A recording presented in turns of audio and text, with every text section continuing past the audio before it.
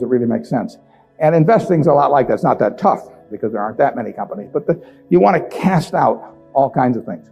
If somebody told me that my life depended on picking among the Dow Jones stocks a group of 10 that would be the best performers or outperform the index as a whole, I would spend my time thinking of the worst companies in there. I would cast out things, and then I would figure I left those behind, and that's an easier way to approach the problem, actually, than trying to pick the 10 best. If you were thinking about the state of Tennessee, there's a whole lot of things you wouldn't examine. You just figure they're too tough.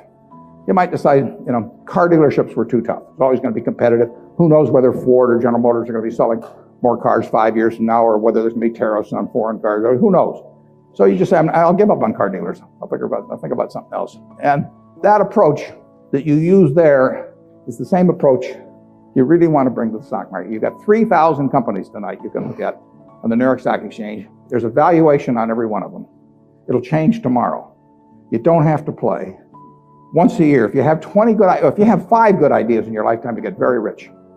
I tell students sometimes they'd be better off if they had a punch card when they got out of school with only 20 punches on it. Because then, instead of listening to somebody at a cocktail party and then going out the next morning and buying some shares, they'd really think about every punch. That's all the punches you get. 20 punches is plenty. You just have to make sure that you don't do any of them for frivolous reasons. We never want to buy anything small at Berkshire. It just doesn't make any difference. We want to think about things that can move the needle. And that gets tougher as the capital gets greater. But that's the way to focus on investments.